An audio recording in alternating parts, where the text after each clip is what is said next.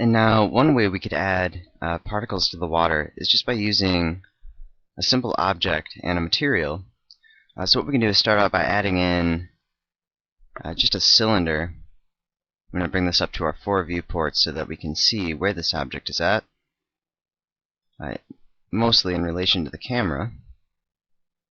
Go ahead and bring that over so that we'll be able to see that and have it in view. And what I want to do is just scale this up on all our axes first, and then stretch that on the up and down, or the z-axis, and that should be good. And now we want to modify this material, so we're going to double click on the cylinder to open up the material editor.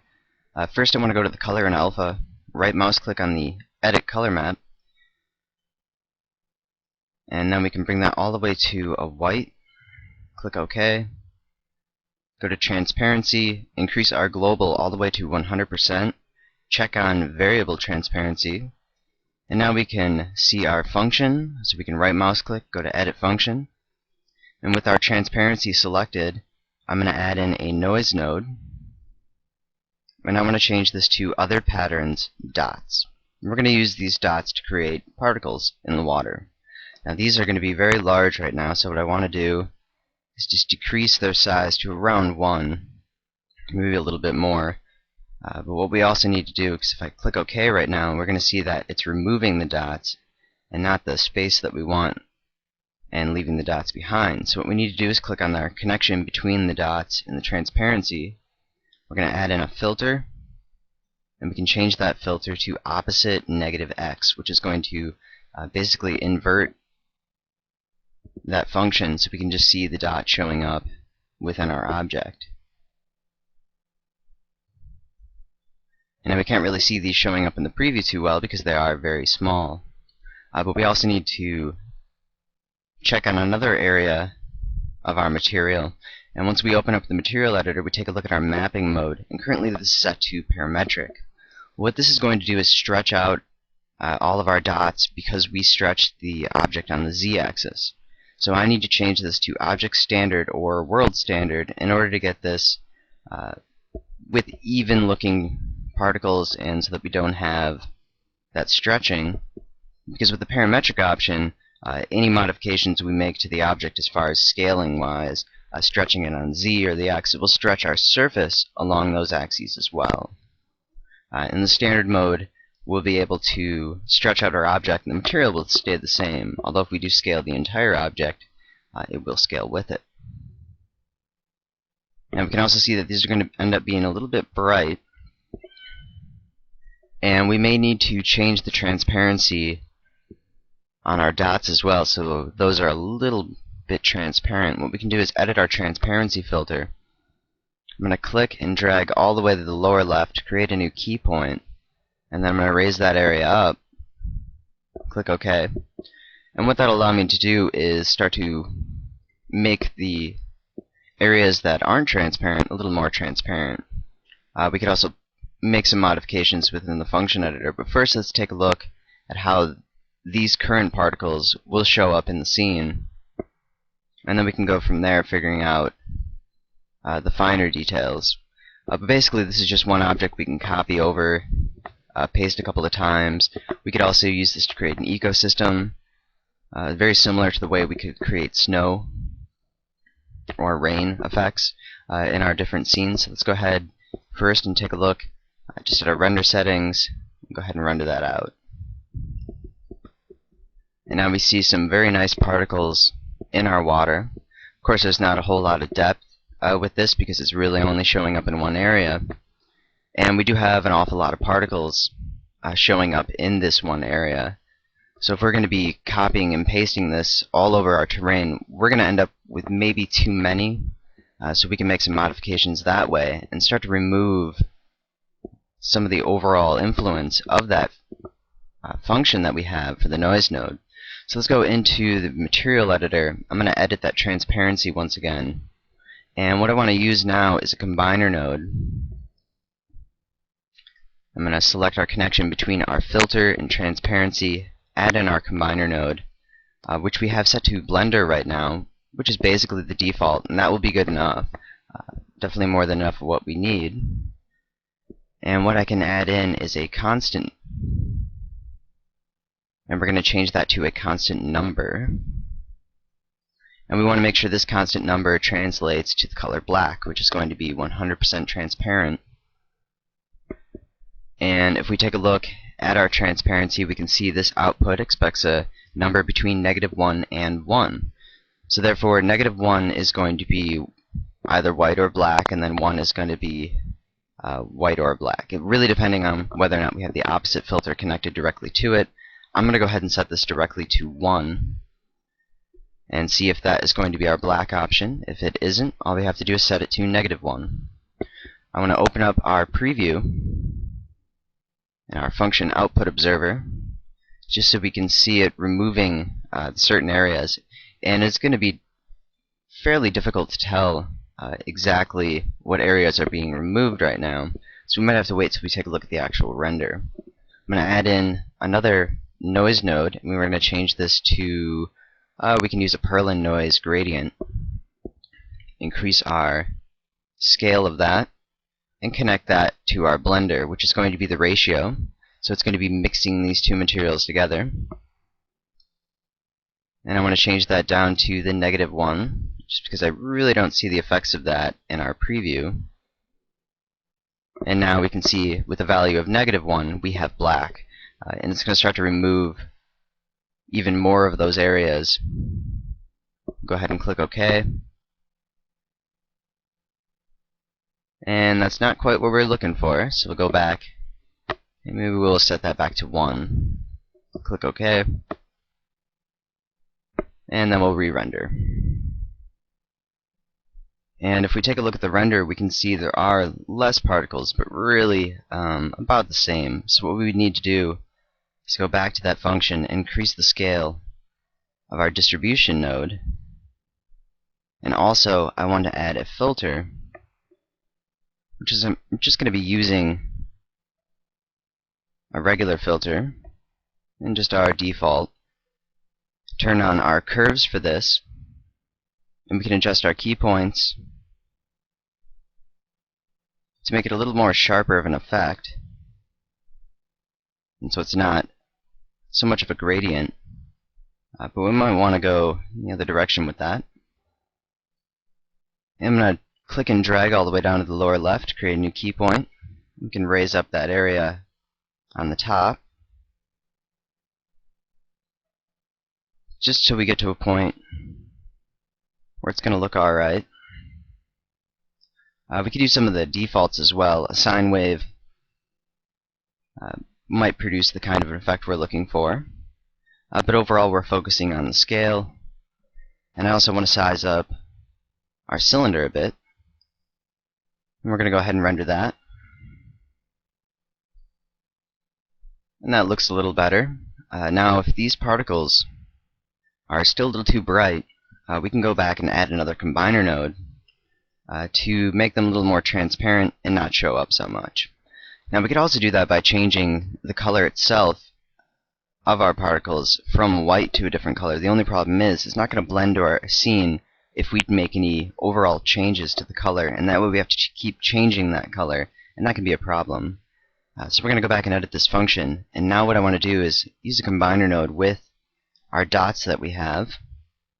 Select our link, create that combiner. We're going to use the blending option, and I'm going to click on our constant with a number of 1, and then create another constant node, which is automatically going to be the exact same as our other one we created. And now we have this blender, and we can blend this a little more towards that constant node, which is going to create an overall transparency effect on our dots.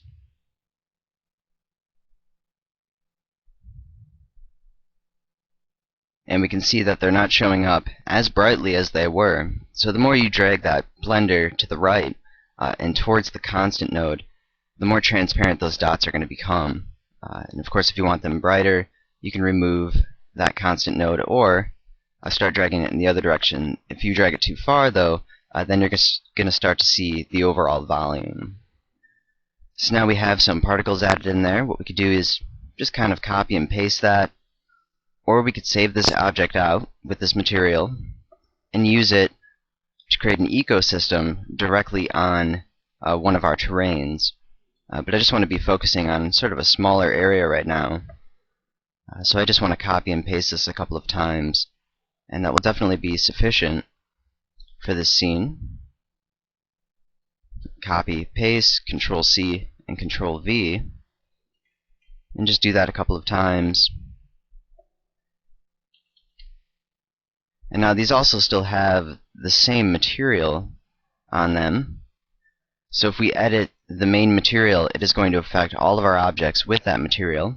If we go up to the top and show material summary, we can see that it's just called default right now, and that's going to be a problem because we already have an object with the material called default. So I do want to go in, and I should have did this before I copy and pasted, but we'll call this particle. I'm going to copy that name. We can go over to the other surfaces of our cylinder and also give that the particle name. Just because sometimes when you have objects with the same material name, you can run into some issues. So we just want to make sure that that is not happening and that these all have the exact same name. Go back to our material summary, and now we can see we have a default and the particle, so we might still have an object with that default name, and it looks like the last one didn't get completely changed. Material summary, now we can just see that particle effect.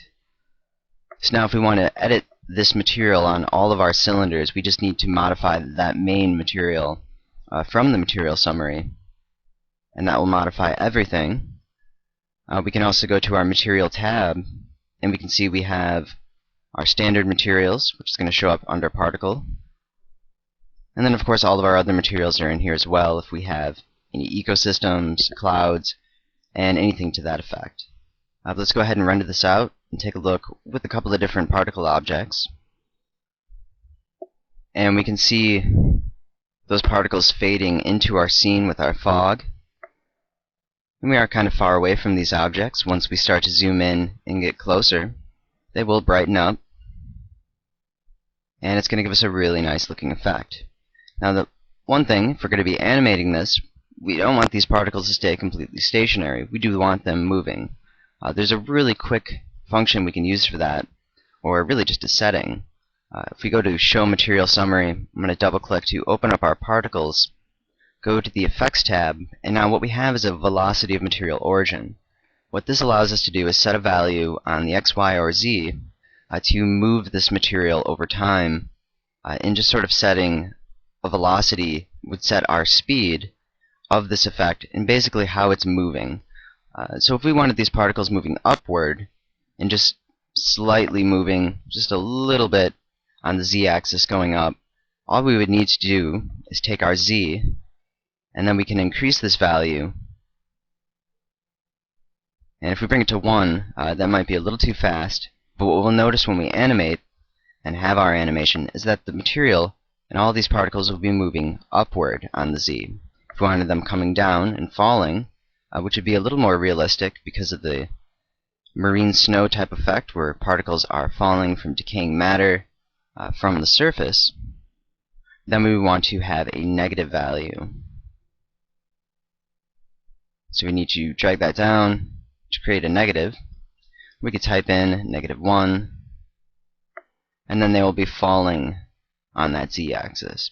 We could add a little bit to another axis as well, and we could also rotate these objects to create a little bit more, but you want to have smaller numbers to create a more subtle effect, because of course these aren't going to be falling extremely quickly. In these deep water, it's not the largest of currents, at least in this specific area where we would be. Unless we wanted to have larger currents, then we could of course reflect that within our scene. Now there's also something else we could do in order to create a much more realistic effect for this water, although it is going to drastically increase our render times, but it will create probably one of the best effects we could get out of this scene, and that is to use spectral clouds to simulate more of dust and particles under our water and a cloudy effect, which is a little more varied. And it will look much more realistic that way, but of course it will increase render times by quite a bit. So what we can start out doing is just going to the atmosphere editor, and now we do need to make sure we're in the spectral model, and that's another reason why we stuck with our spectral model and we're not switching to something standard or volumetric to create these underwater effects. And now what I want to do is select our low clouds under Spectral Clouds, and we can add clouds to our scene. Now our altitude is currently set to 70 meters. I'm going to change this down to 10 and click OK. And now if we take a look in our side view, we can see the bars showing up of where our clouds are populating.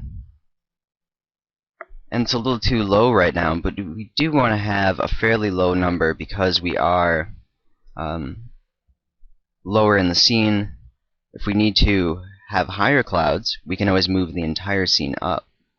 But I'm going to increase our height, because right now we only have that 20 meters, and I'll go ahead and increase that to a much higher value. We'll go around 57, and now we can see that it's much higher in the scene, but still not fully engulfing everything. So we can go back, increase that height a little bit more. You can see that showing up. If you need to have that higher, we can drag that value up even more to really cover that lower area of the scene and everything we're going to be really seeing. And I'm going to move in our camera, and we can pull this out, and we can see those clouds kind of showing up.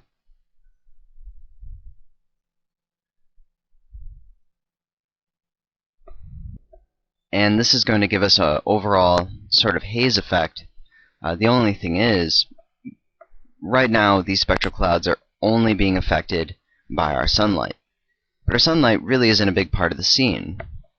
We have the light value for it turned down very low. So what we want to use is our existing lights that we have for lighting our terrain and have those affect our spectral clouds. So what we can do is select each one of these lights, and if we go to this little tab within our first major tab, or aspect, we can check on Affect Spectral Clouds. So now these lights are going to be directly affecting the clouds in our scene. We can go ahead and do that for our quadratic spots as well. And we'll see those brighten up a bit. And that way, when we're closer to these clouds in the scene, we'll be able to see that a little bit better. We might want to change the variation and the overall scale of these clouds a little more, because right now we have it set to 0.1. I'll go ahead and increase that a little bit higher. We'll try 0.7. We'll be able to see much larger variations. And I'm going to go ahead and render that out something a little bit smaller so it renders quicker. And then we can take a look at how this is going to look with spectral clouds. And we can see the effect that shows up from those clouds in the scene is really much more realistic. And of course, we can also use a lot of the cloud animation techniques and different settings that are available in order to create an even more realistic underwater scene. So now we have all of that nice sort of marine snow kind of falling. Go ahead and close that out. And if we wanted to animate those clouds, you can just go to the atmosphere editor, and under the cloud tab we will see we have the cloud animation options, where we can set the direction which our clouds are moving. And now this is going to be based on the X and the Y, and not the Z axis, which will be up and down. So you will not have your clouds falling downward, at least not by using the animation. We can have a rate of change, which is really what we'd want to use the most, unless we wanted a little bit of a current at this level, so we could have a small amount of velocity, just so they're slightly moving in the water. And then our rate of change we would want to set a little bit lower because we don't want them evolving too quickly. But if we do want the material sort of falling down, then what we will need to do is set our velocity of material origin. And what we would need to do for that is on the z-axis, bring that down to a -1 if we wanted it falling down onto our scene and onto our terrain.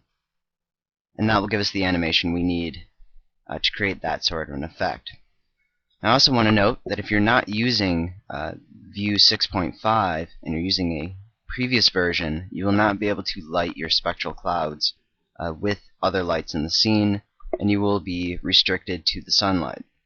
So I strongly suggest that you would update to 6.5 if you have 6, because it is a free update, and you could just download that, and then you will be able to affect all of your spectral clouds just by using other lights in the scene and not just restricted to your sunlight. So if we want to create a short animation for this, we are first going to hit F11 on the keyboard, and that is going to pull up our timeline. What we can also do is go to our display and select timeline, and then show timeline.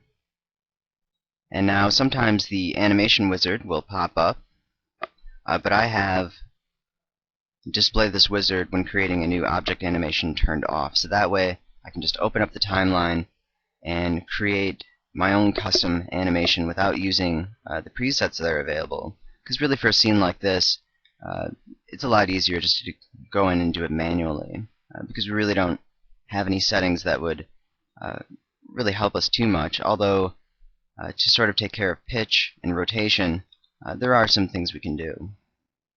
But I want to do this manually. So we're going to start out with frame 0, and I just want to create a short animation. So we'll just do 3 total seconds. And once I drag in later into our timeline, we're going to see a huge effect, mainly on our clouds in the scene.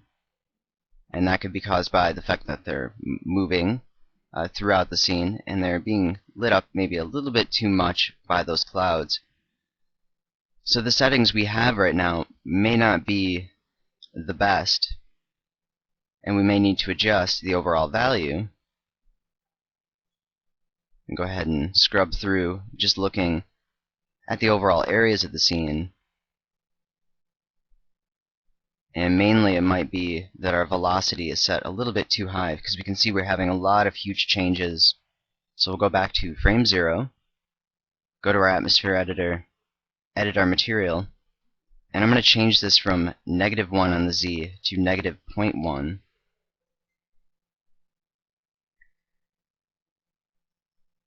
We can also see that our density is set to 200% for these low clouds. I'm going to reduce that value so that we can see through them a little bit more, and we won't have those extremely bright looking clouds once we end up getting too close to the scene. And I also have shadows turned on for these low clouds, which means they're going to be casting shadows onto our terrain. And if you want a little bit of a quicker render, what we can do is turn off cast shadows for the material. And now we can see that tab has grayed out, and really the overall shadow effect of these clouds isn't going to be very drastic, so turning that off really won't affect the overall quality of our scene. And now we can scrub through again, and we'll go ahead and bring that back to 3. And now we can tell that the clouds are not being lit up as much as they were before, but really in 3 seconds these are evolving way too quickly. So we'll go back to the atmosphere editor, and I'm going to just remove our rate of change and velocity for now, and mostly use the velocity of material origin in order to control the effect of these clouds. And we might need to adjust those rates as well. But we can see just by scrubbing through that we do have a bit of motion. And we can also see the particles are moving. And those particles are also set to a -1. So they may be falling a little too quickly. We'll go back to our material summary, go to our particle effect, and set that to -0.1 on the Z. So now those particles will not be falling as quickly or changing as quickly. So now we can set up our animation for our camera, and then we can move our lights around a bit. We're going to bring our timeline slider to 3 seconds, select our main camera, and I just want to move this forward into our scene. And as we're getting really close to these terrain elements, we will see them light up a lot more, and also to the point where we're kind of going into them. So I'll raise up our camera a bit, and we're going to see that huge brightening effect on these clouds as well, so we can also decrease that density if we need to.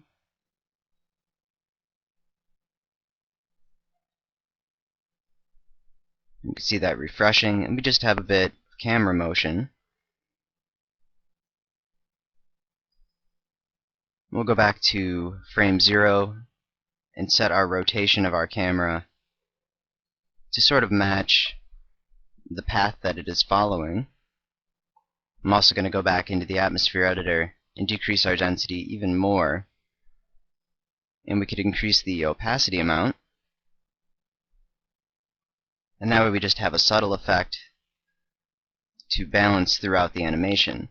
And although at one of the frames it may not show up very intensely, as we go through the animation we will see that it will change a lot more. And we're still seeing a very drastic change in our clouds over time. So we can modify that velocity of material origin once again so that we're not having so much of a change.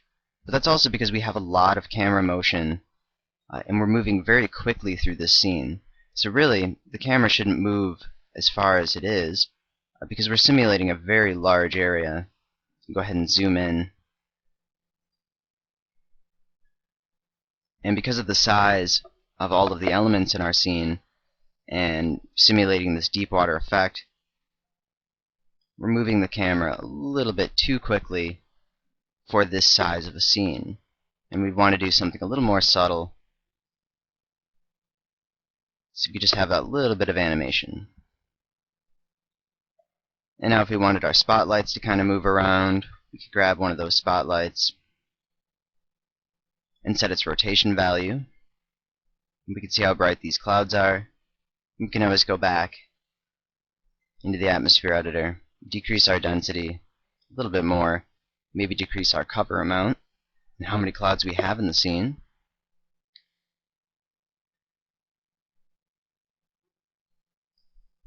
And another part of that is the fact that we have our power set maybe a little too high for these spotlights. But in order to affect our terrain correctly, we are going to need those settings to be that high. So we need to just balance out those clouds in order to get it to match. And if we decrease our cover too much, we're not going to have any clouds really drastically showing up.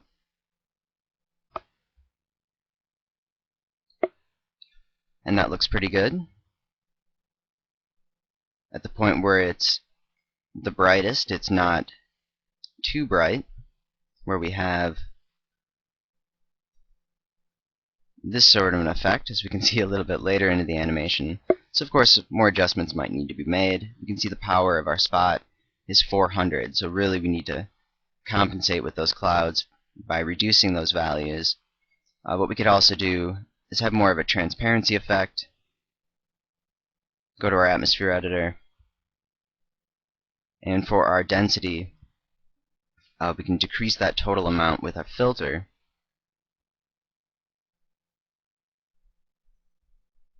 And that'll also make sure that we're not getting those very bright values and higher amounts. So just little adjustments that need to be made, mostly just tweaks to our overall scene. But it looks pretty good. Now we have our spotlight. I can go ahead and move this to the end of the animation. We're just going to add a little bit of a rotation to the spotlight, maybe pick it up a bit, grab our other spotlight, maybe do the same sort of effect. And now we can have our spotlights kind of moving around, sort of as if the ship is scanning the overall area. And we can end up with a really realistic looking scene. Now, one thing you might notice is that it might be a little too blue, and of course, once we are reaching this depth, the lights on the ship might not be a blue sort of light. And if we look at it as sort of an overall rating of color influence, we're in a blue right now, which is about 14,000 K. And really, most of these lights will fall below 10,000, which is going to be more of a reddish orange color.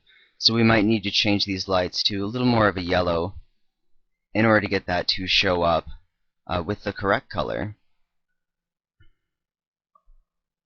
And mainly our scene with the blue effect is being influenced by our environment.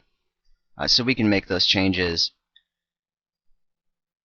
and not have to worry about losing our detail or our overall blue depth in our scene. But now we have a little bit of an animation. Very quickly and easily, we could add more elements to the scene. You could add a sunken ship, lots of different models. But overall, the environment is set up for this scene. Of course, we would need to maybe make more particle objects to cover exactly where our camera is moving over our terrain. But this is a very good base object and environment for underwater scenes. So what we could do is save this out, and you could reuse it over and over in different scenes in order to create some different effects. And just sort of use this as a starting plate, and then from there you can go ahead and make your modifications to the scene. Because really, once you make your first deep water scene, you can save that out and reuse it over and over, just making modifications to what's needed. Of course, the terrain we would need to modify anyway, but you could add in new terrains, sculpt some more interesting valleys, maybe some cracks. You could also add some underwater volcanoes, and then also use some spectral clouds for that to create a neater effect, and also use volumetric materials on spheres or even our metacloud objects in order to create that sort of an effect. So there's really a lot we can do with it, but overall our underwater scene is basically complete.